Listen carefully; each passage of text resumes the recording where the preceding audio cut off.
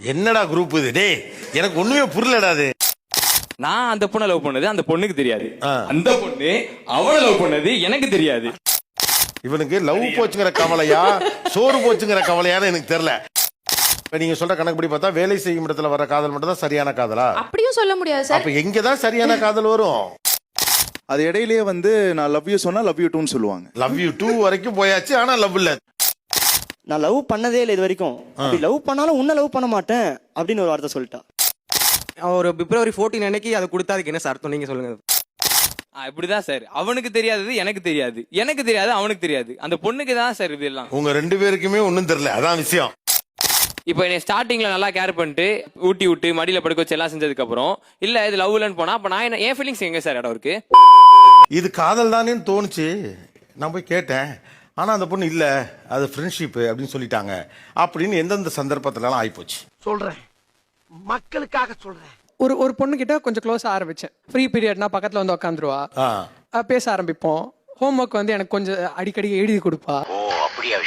ஓ இதெல்லாம் ஒருவேளை அவளுக்கு எனக்கு பிடிச்சிருக்கனால தான் இது நடக்குதோ அப்படின்னு நினைச்சிட்டு நான் போய் ஒரு நாள் சொல்ல வரைக்கும் போயிட்டேன். அப்ப வந்து அவ என்கிட்ட வந்து சொல்றா, என்னவா இருக்கும் எனக்கு என்னடா தெரியும், உங்ககிட்ட ஒரு விஷயம் சொல்லணும் அப்படின்னு சொல்லிட்டு வந்துட்டா. சரி அவளே சொல்லிடுவா போல அப்படின்னு சொல்லிட்டு பார்த்தா எனக்கு அந்த பையனை பிடிச்சிருக்கு அப்படின்னு சொல்லிட்டு என்கிட்ட வந்து சொல்றா.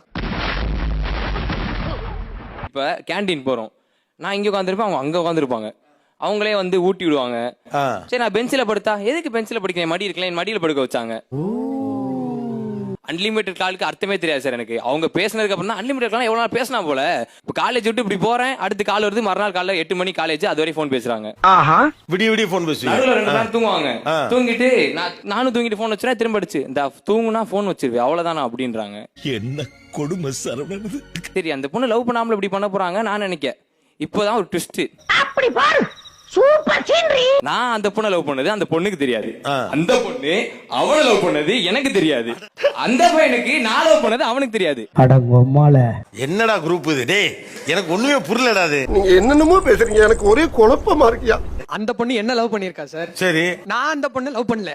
அவங்க ரெண்டு பேருக்குள்ள ஏதோ நடந்திருக்கு, அது நடக்குதுன்னு கூட எனக்கு தெரியாது.